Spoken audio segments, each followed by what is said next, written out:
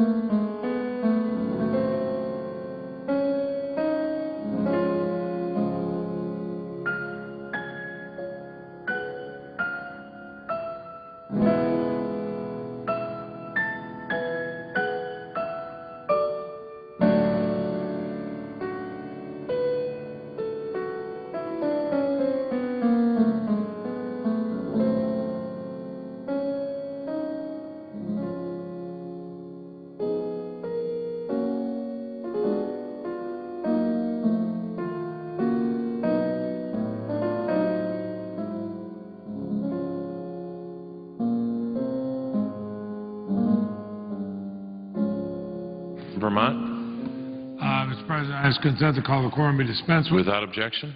Mr. President, I discussed with the Republican leadership, and we're prepared, we'll yield back all time on both the Democratic and Republican side.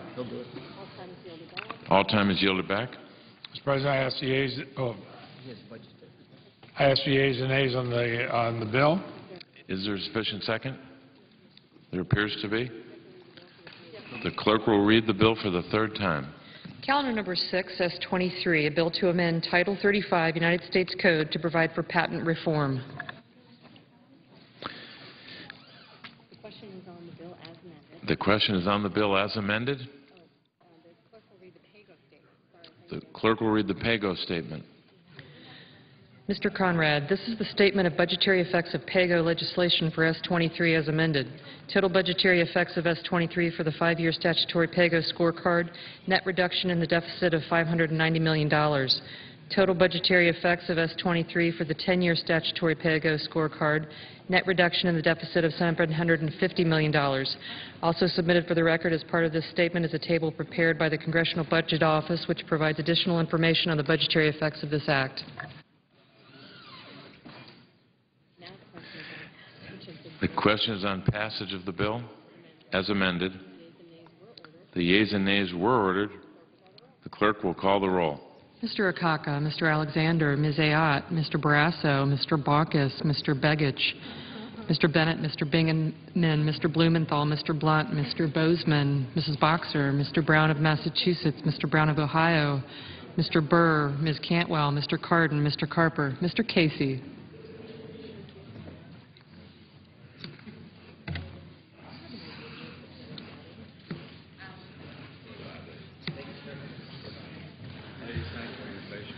Mr. Chambliss, Mr. Coates, Mr. Coburn, Mr. Cochran, Ms. Collins, Mr. Conrad, Mr. Coons, Mr. Corker, Mr. Cornyn, Mr. Crapo, Mr. Dement, Mr. Durbin, Mr. Ensign, Mr. Enzi, Mrs. Feinstein, Mr. Franken, Mrs. Gillibrand,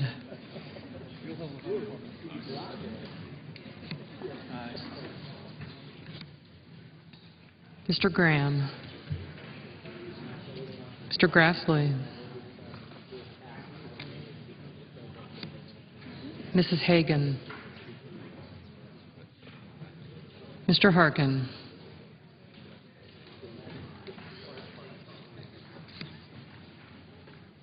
Mr. Hatch, Mr. Hoeven, Mrs. Hutchison, Mr. Inhofe, Mr. Inouye, Mr. Isaacson, Mr. Johans, Mr. Johnson of Wisconsin, Mr. Johnson of South Dakota,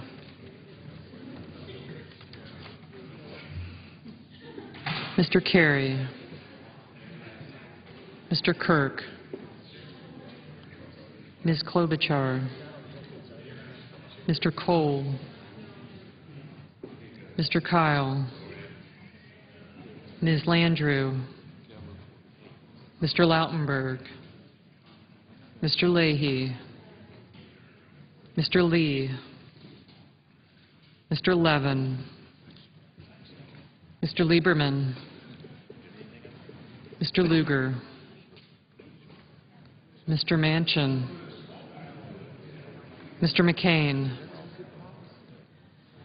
Mrs. McCaskill, Mr. McConnell, Mr. Menendez, Mr. Merkley, Ms. Mikulski, Mr. Moran, Ms. Murkowski, Mrs. Murray, Mr. Nelson of Nebraska, Mr. Nelson of Florida, Mr. Paul, Mr. Portman, Mr. Pryor, Mr. Reed of Rhode Island, Mr. Reed of Nevada, Mr. Risch, Mr. Roberts, Mr. Rockefeller, Mr. Rubio, Mr. Sanders, Mr. Schumer, Mr. Sessions, Mrs. Shaheen, Mr. Shelby, Ms. Snow,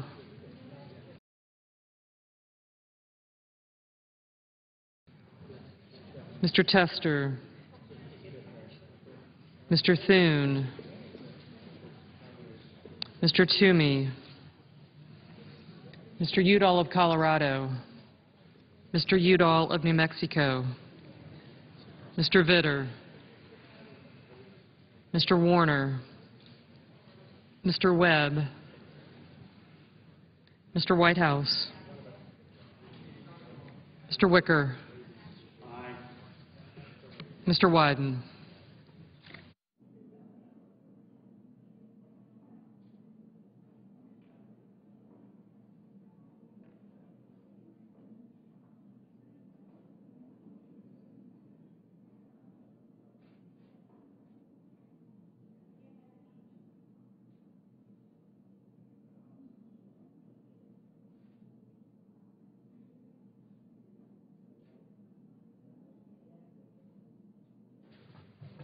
Senators voting in the affirmative: Casey, Dement, Isaacson, Klobuchar, Cole, Leahy, McConnell, Roberts, and Wicker. No senator voted in the negative.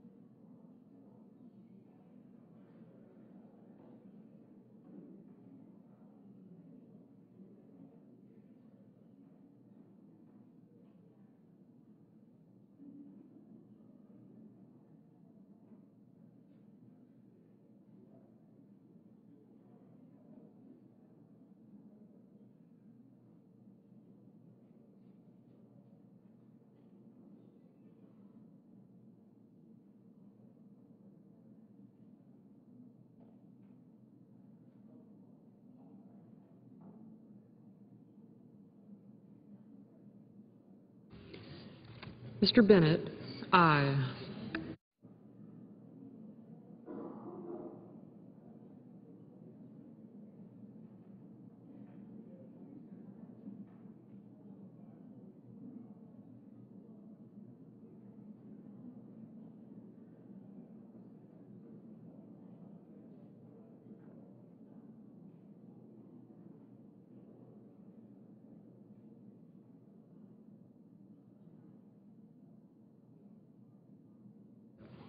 Mr. Sessions. Mr. Sessions, aye. Mr. Vitter. Mr. Vitter, aye.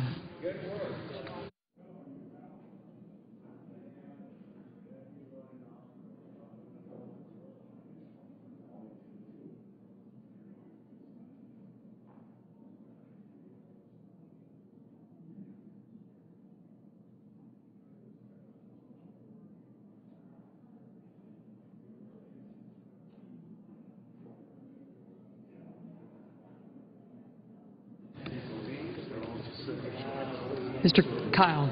Mr. Kyle. Aye.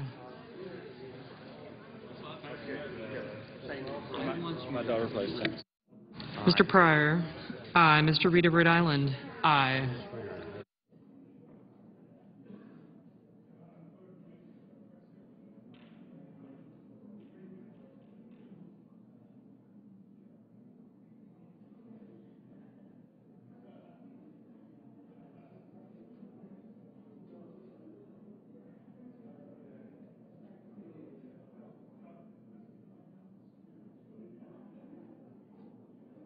Mr. Begich.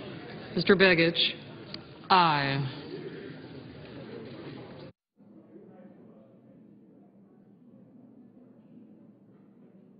Mr. Carey. Mr. Carey. Aye. Mrs. Murray. Mrs. Murray. Aye.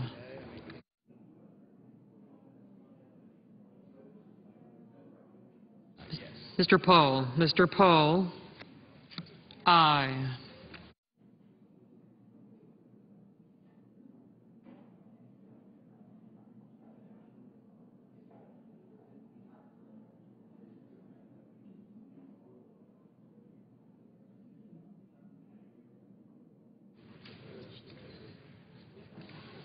Mrs. Hagan. Mrs. Hagan. Aye.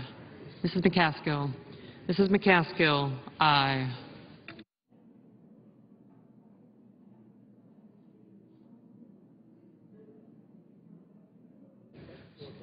Mr. Johnson. Mr. Johnson of South Dakota. Aye. Mr. Udall. Aye. Mr. Udall of Colorado. Aye.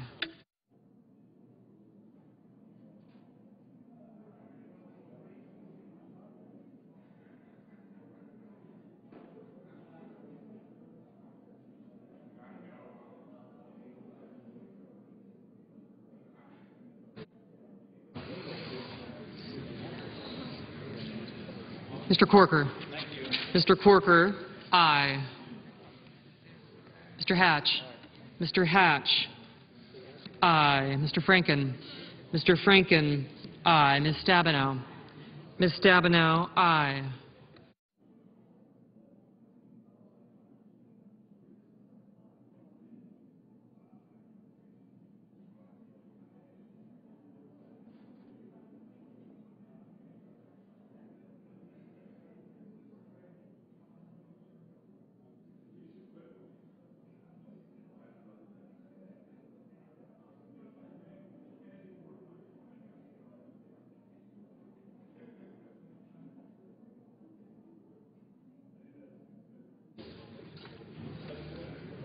Mr. Lee. Aye.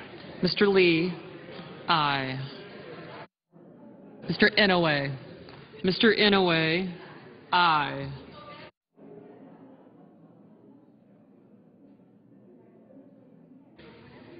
Mr. Moran. Mr. Moran. Aye.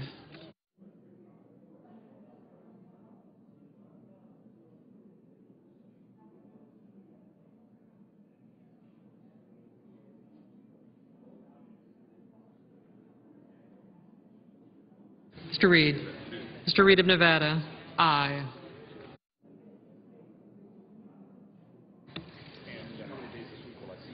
Mr. Brown of Massachusetts.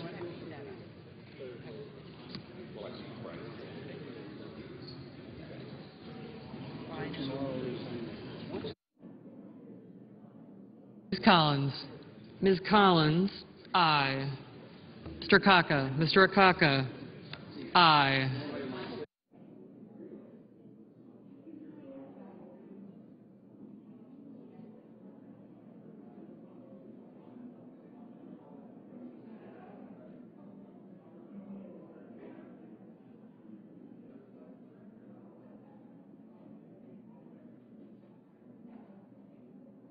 Mr. Webb. Mr. Webb. Aye. Mr. Durbin. Mr. Durbin. Aye.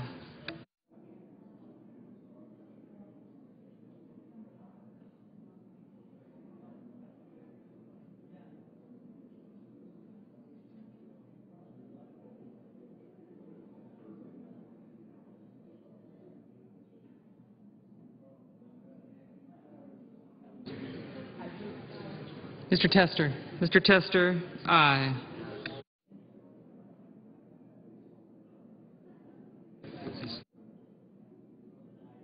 Mr. Manchin. Mr. Manchin, aye. Mr. Portman. Mr. Portman, aye.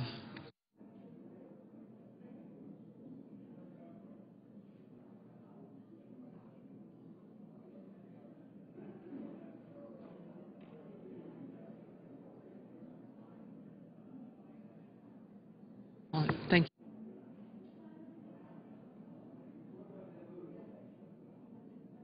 Mrs. Boxer. Mrs. Boxer, no.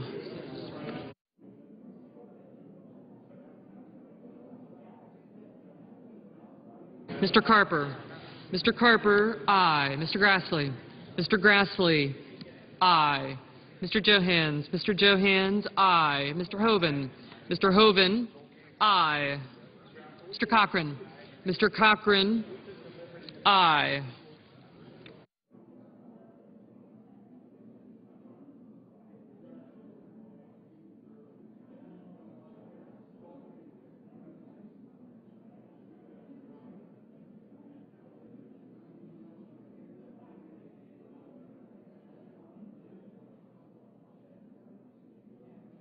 Mr. Risch. No. Mr. Risch, no. Mr. Crapo. Mr. Crapo, no. Mr. Sanders. Mr. Sanders, aye. Mr. Cornyn. Mr. Cornyn, aye. Mr. Wyden. Mr. Wyden, aye. Mr. Cardin. Mr. Cardin, aye. Mr. Blumenthal. Mr. Blumenthal, aye. Mr. Coburn, aye. Ms. Ayotte. Ms. Ayotte, aye. Mr. Levin. Mr. Levin, aye. Mrs. Feinstein.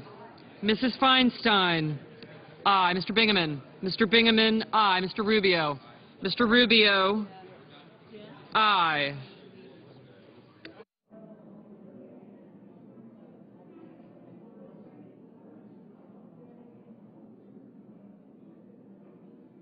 Ms. Snow. Ms. Snow, aye. Mr. Burr. Mr. Burr, aye. Mr. Whitehouse, aye. Mr. Nelson. Mr. Nelson of Nebraska, aye. Mr. Warner. Mr. Warner, aye.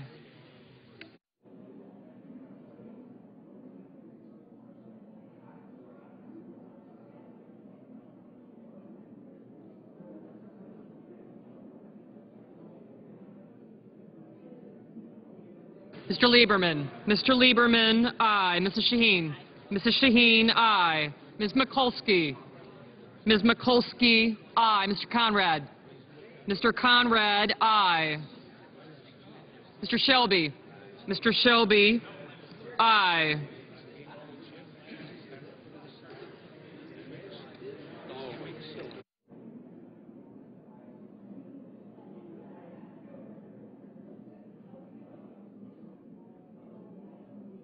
Mr. Chambliss. Mr. Chambliss, aye.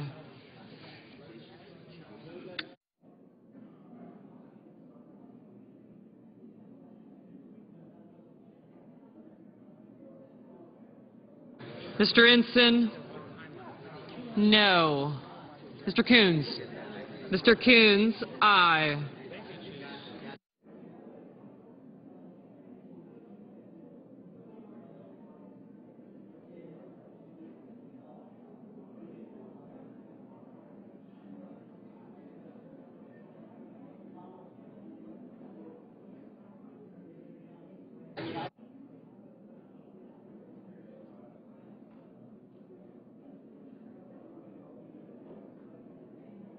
Mr. Inhofe. Mr. Inhofe, aye. Mr. Alexander. Mr. Alexander, aye. Mr. Coates. Mr. Coates, aye. Mr. Schumer. Mr. Schumer. Mr. McCain. Mr. McCain, aye. Mr. Schumer, aye. Mr. Brown. Mr. Brown of Ohio, aye. Mr. Baucus. Mr. Baucus, aye. Mr. Toomey. Mr. Toomey, aye. Mr. Menendez. Mr. Menendez, aye. Mr. Merkley. Mr. Merkley, aye. Mr. Bozeman. Mr. Bozeman, aye. Ms. Cantwell. Ms. Cantwell, no. Mr. Lautenberg. Mr. Lautenberg, aye. Mr. Nelson. Mr. Nelson of Florida, aye. Ms. Landrieu. Ms. Landrieu, aye. Mrs. Gillibrand. Mrs. Gillibrand, aye. Mr. Barrasso, aye.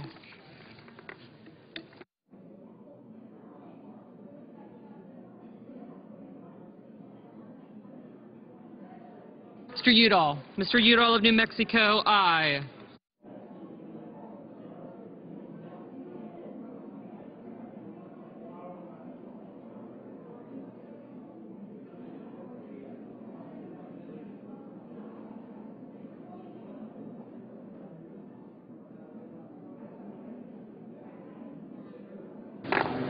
Mr. Lugar, aye.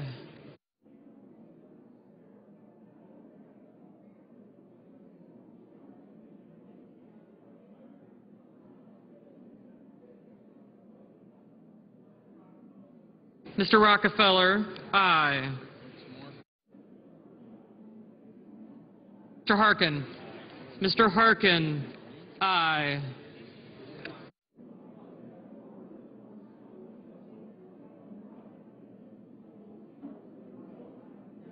You did. I did.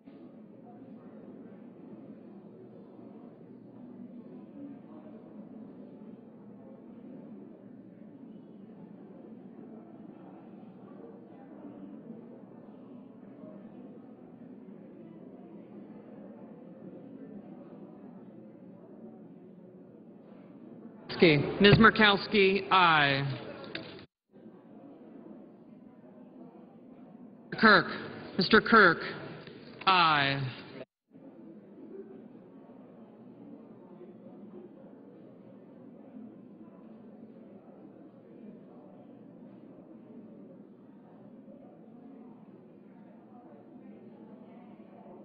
Mr. Enzi. Mr. Enzi, aye. Mr. Blunt. Mr. Blunt, aye. Mr. Johnson of Wisconsin, aye.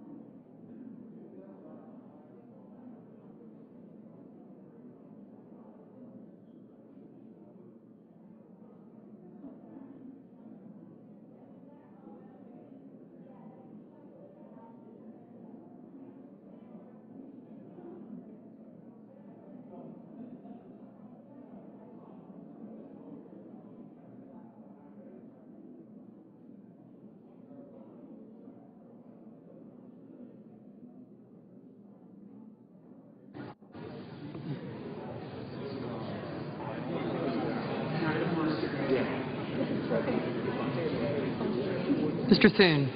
Mr. Thune, aye. Mr. Graham. Mr. Graham, aye.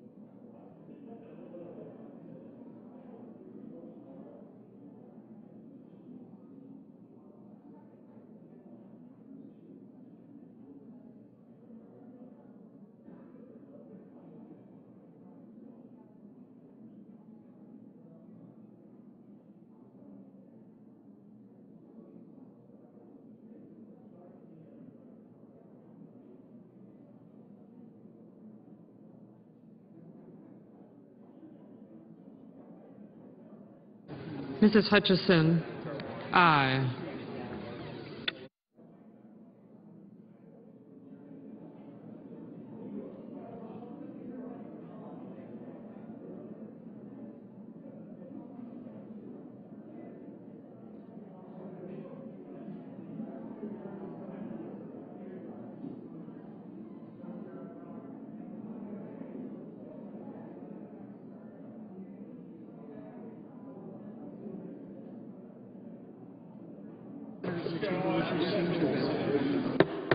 Are there any senators in the chamber wishing to change their vote?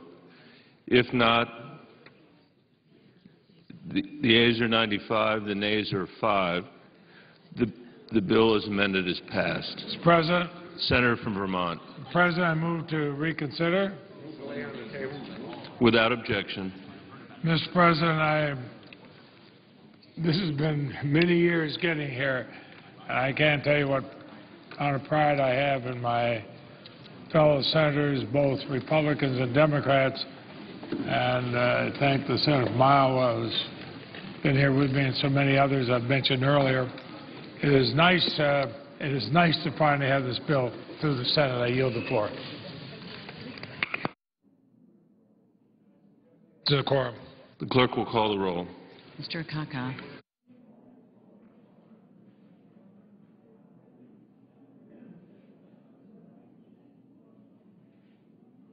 President, The senator from Vermont.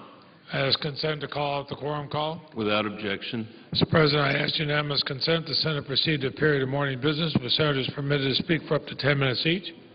Without objection. Mr. President, I suggest absence of quorum. The clerk will call the roll. Mr. Akaka.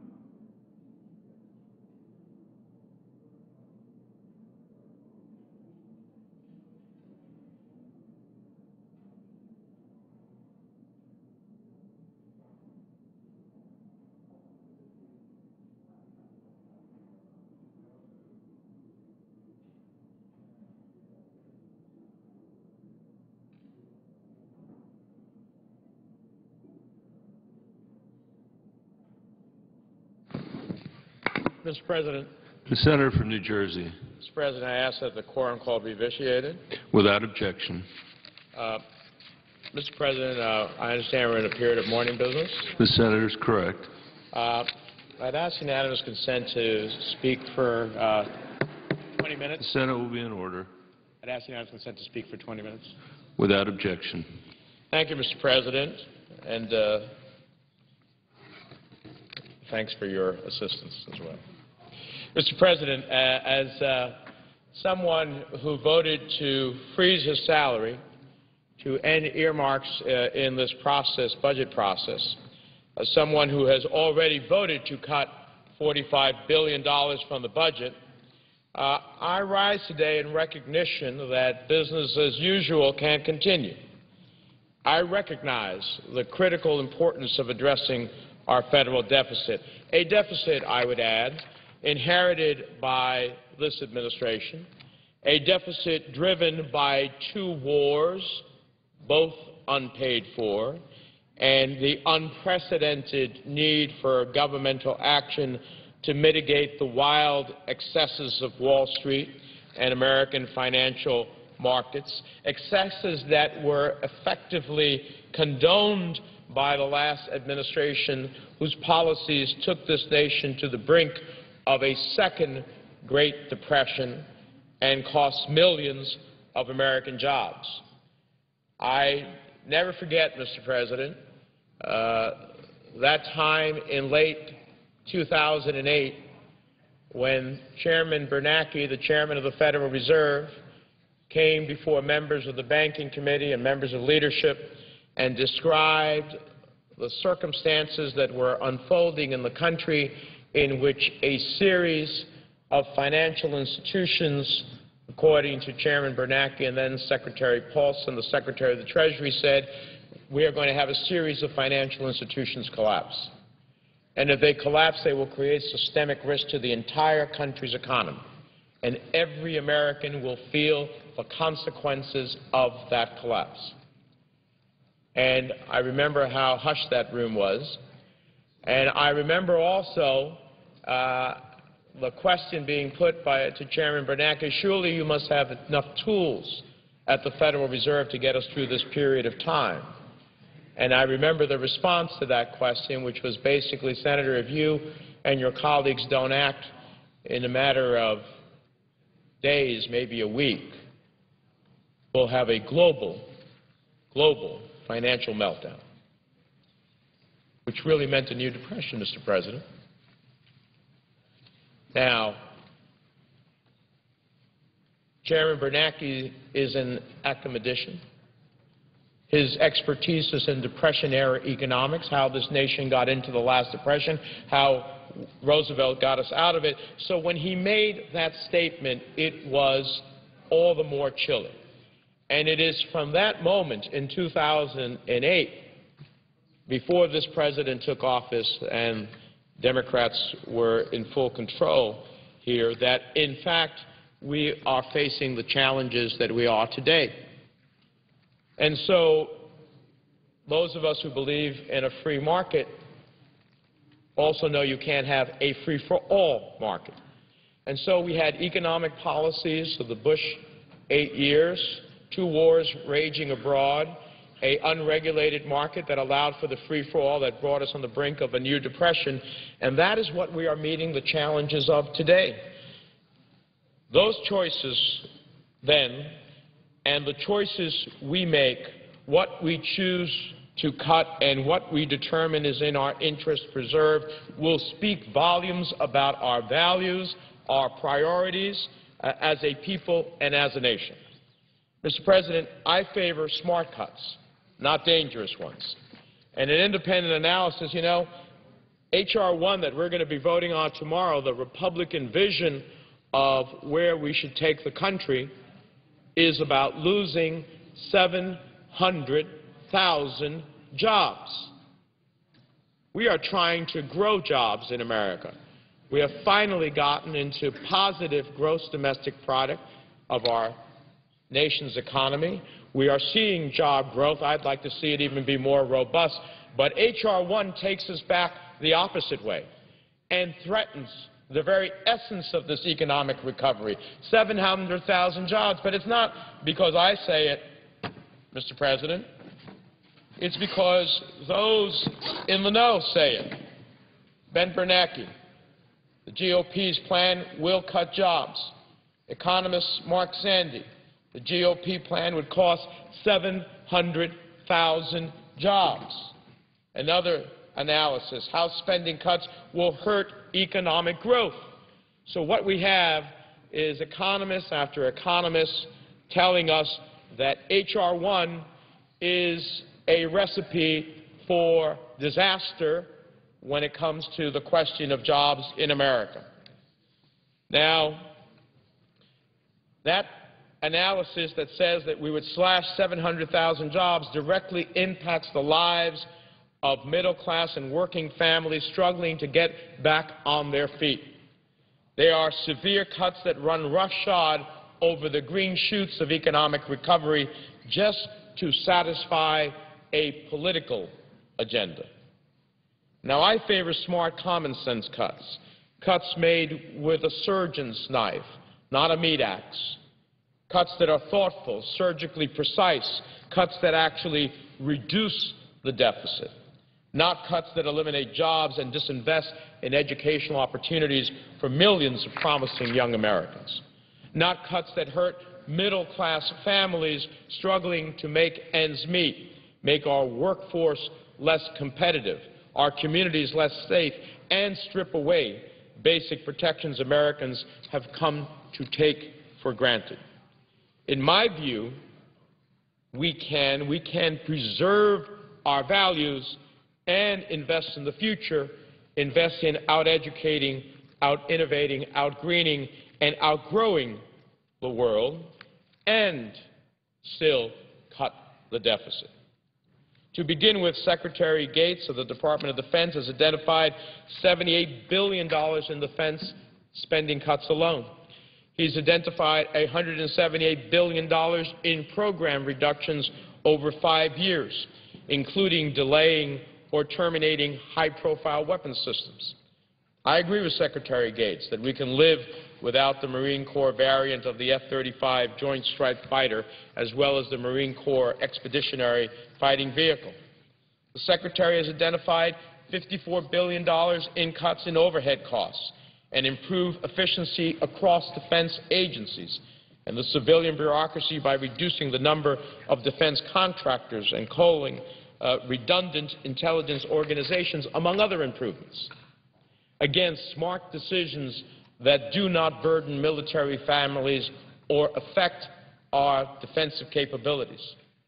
I'd add to that list of smart defense cuts the elimination of $1.75 billion for the F-22 aircraft and $439 million for an alternative engine for the F-35 Joint Strike Fighter program, a cut that I voted for.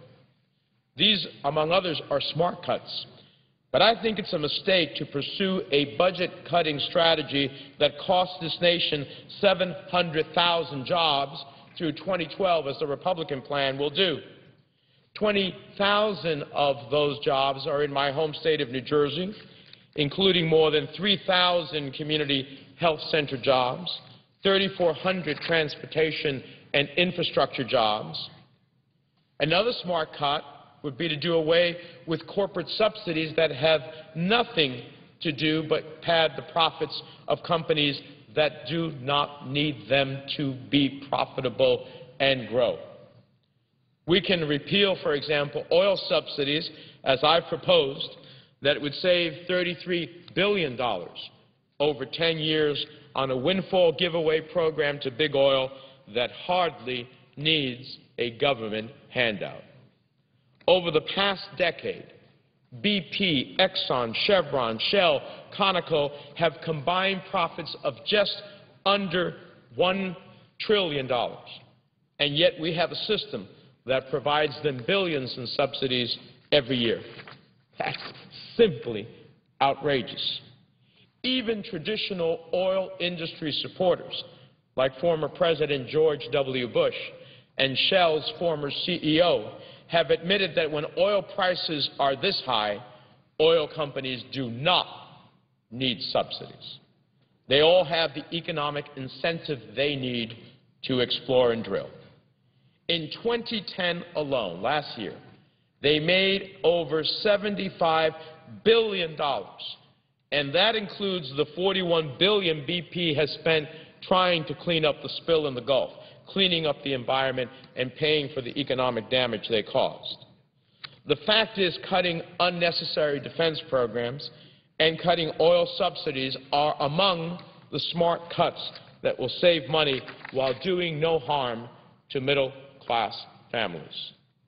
But the Republican plan, on the other hand, will take money away from the one thing that will allow millions of young people to reach their goals and prepare them to help America meet its competitive future, namely a good education. And that's a terrible mistake. It's a mistake to cut the average New Jersey undergraduate's Pell Grant by more than $845, an 11% cut. It's a mistake to take $115 million in Pell Grants from 183,000 promising students in my state, as the Republican cuts would do. It's a mistake to cut funding to 18,000 students in Union County, New Jersey, or 16,500 in Middlesex County, or 15,500 in Essex County, and to continue to cut Pell Grants by $56 billion over the next 10 years. It's simply a mistake not to invest in education. Mr. President, we are globally challenged for human capital in the delivery of a service or the production of a product. The boundaries of mankind have largely been erased in pursuit of that human capital, so that an engineer's report is done in India and sent back to the United States for a fraction of its cost. A radiologist's report is done in Northern Ireland and read at your local hospital by your doctor. Or if you have a problem with your credit card, as I recently did because there was a charge that wasn't mine, you end up with a call center in South Africa. In the pursuit of human capital for the delivery of a service or a product, we are globally challenged, which means for the nation to continue to be a global economic leader, it needs to be at the apex of the curve of intellect, the most highly educated generation of Americans the nation has ever had. That's how we're going to grow this economy and prosper and compete in the world. Yet the Republican budget moves us exactly the opposite way. It's wrong to leave 4,000 New Jersey children without access to Head Start, while at the same time continuing tax cuts for millionaires and multimillionaires. It's short-sighted to cut job training. I went to a job training site in one of our counties. The place was packed. Packed. Individuals who have worked in the past, unemployed now, looking to get the additional training that will make them competitive in a tough job market. And so instead of helping our fellow Americans be as competitive as they can for the job opportunities that may exist, we're going to cut job training for 70,000 New Jerseyans rather than seriously look at cutting farm subsidies. We need to be smarter about the cuts we make. I think we'd all agree that there are certain farm subsidies that are no longer needed, and we could certainly make smart cuts in some of those programs. We're all well aware that farm subsidies are not about the small American farmer. I want to nurture that small American farmer, including back home in New Jersey. We call New Jersey the Garden State. You know, we're proud. We're number 2 in blueberries, number 4 in asparagus. You had cranberry for Thanksgiving last year, probably came from the Pine Barrens of New Jersey with cranberry bogs. But that small farmer is not who we're talking about. This is about systematic efforts to move land from small farms to large corporate farms that mass-produce commodity crops like cotton. We pay out billions in agricultural subsidies every year that have created problems like the ones we saw in Brazil earlier this year.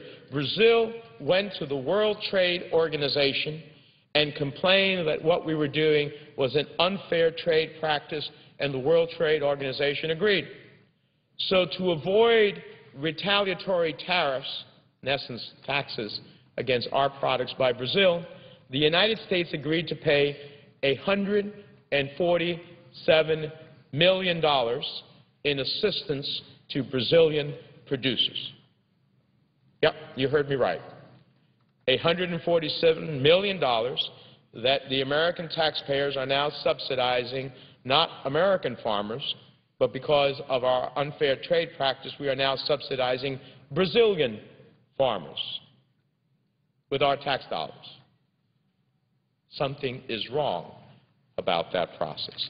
We need to put an end to such ridiculous policies and save taxpayers billions of dollars. But instead of saving billions in smart cuts like that, the Republican plan under H.R. 1 goes after Homeland Security funding. That bill will cut Homeland Security investments by $3 million in my home state of New Jersey alone. Home, according to the FBI, of the 2 most dangerous miles in America because of the chemical coastway along the Hudson waterfront that creates a real challenge, directly affecting the budgets of first responders like the courageous men and women who responded on September 11th. It's dangerous to cut more than $22 million in port security grants and more than $16 million in transit security grants from the Port Authority of New York and New Jersey. Mr. President, I've worked really hard, from implementing the 9/11 recommendations to fighting on port cargo screening. We don't need a nuclear or biological weapon coming into our ports or a threat like we saw from the terrorists in Mumbai and our transit systems that would result in a devastating attack and then further threaten our economy. But yet, that's exactly what the Republican budget does. And I believe it's dangerous to cut $4.5 million in transit security grants for northern New Jersey, more than $3.5 million from the Philadelphia area in southern New Jersey, leaving families in my state and throughout that corridor who travel between states less safe.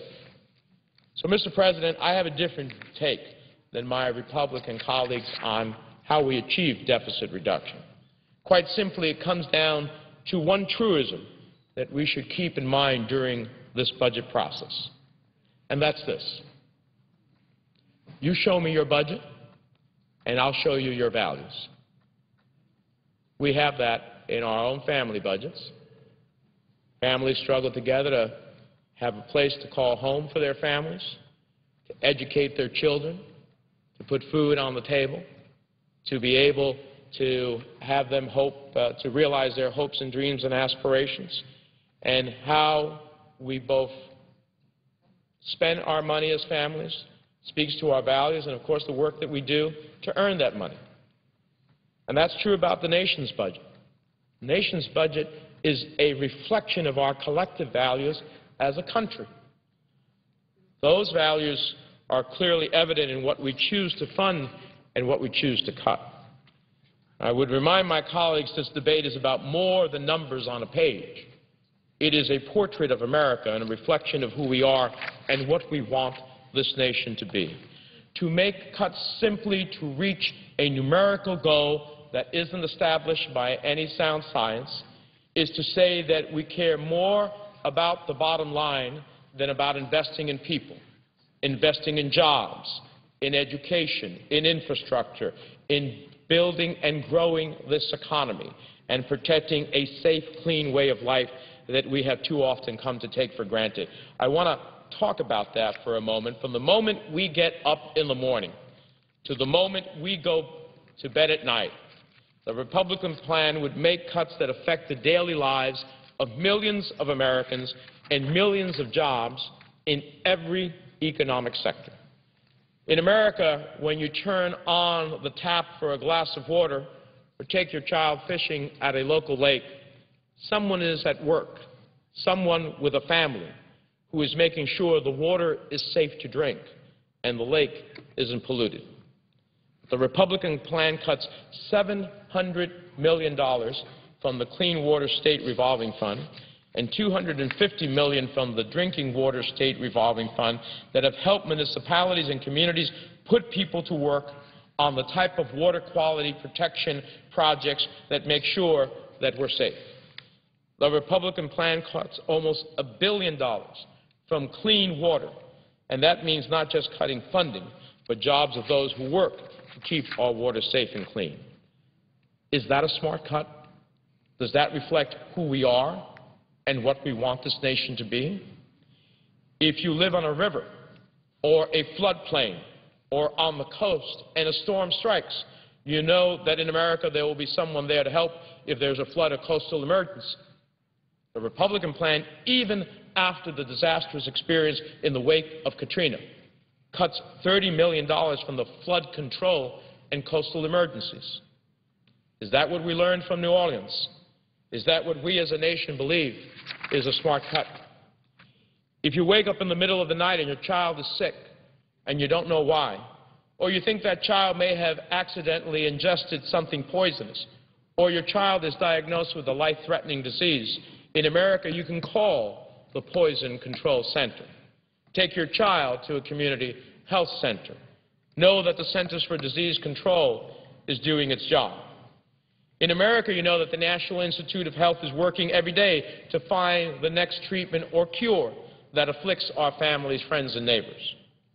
$300 million of that in New Jersey, bringing thousands of new 21st century jobs to my state to help continue our economic recovery and find the cures that beset our families. But the Republican plan cuts $755 million for the Center for Disease Control, $1 billion from the National Institutes of Health, $27 million from poison control centers, $1.3 billion from community health centers, and 3,400 community health center jobs in my state of New Jersey alone, 3,400 more unemployed New Jerseyans. We may not immediately always make the connection between what these cuts mean in our lives, but it has a consequence to our lives. It has a consequence to our prosperity. It has a consequence to economic growth. And it also means there's some family who loses a job. This morning, millions of Americans got up and maybe scrambled a few eggs and made some bacon for breakfast.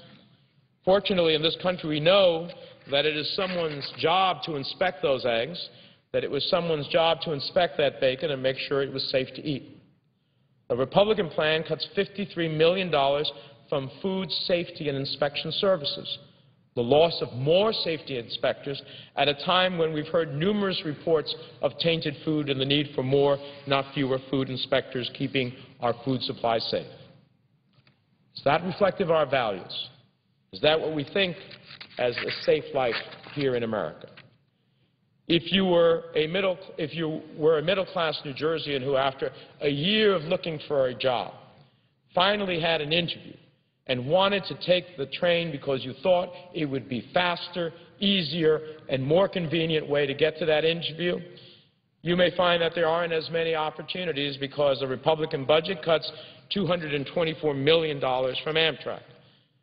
In a post-September 11th world, in which multiple modes of transportation are critical to our security, so we learned on September 11th that when there was no trans-Hudson crossings through the tunnels or through PATH, which is the rail connection between New York and New Jersey, we had ferries that took people out of lower Manhattan and brought them to New Jersey hospitals.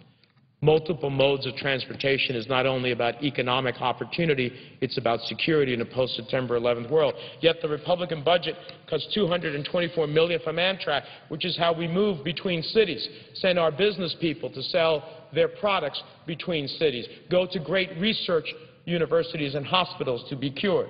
So you'd be forced to take the car, buy the gas, burn the fuel, fight the traffic, and park in the city to get to your interview. Is that how we invest in our infrastructure? Is that the type of smart growth that we will want to achieve a greener, cleaner future? And when you park the car and walk to your interview, you expect to have enough police on the street to protect you from gangs and criminals. Well, the Republican plan cuts the National Drug Intelligence Center by $11 million. It cuts law enforcement communications by $52 million. The U.S. Marshal Service that goes after fugitives by $10 million. The FBI that deals with domestic terrorism, among other things, by $74 million. State and local law enforcement assistance by $256 million. Juvenile justice by over $2 million.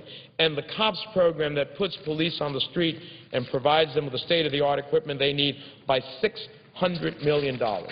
That means fewer police officers on the street. Are those the type of cuts we want? Are those the kind of cuts that will help our communities be safer? Are they smart cuts that reflect our values in a post-September 11th world?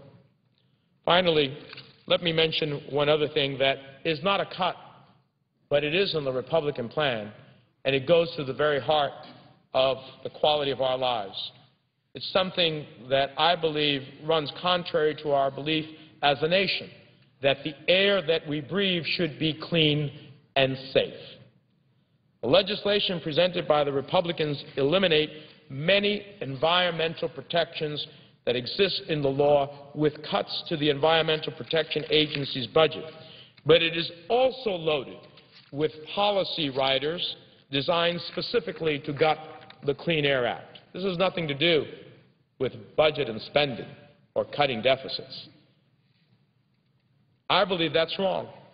I believe it runs contrary to American values, and I consider any attack on the Clean Air Act to be an attack on New Jersey.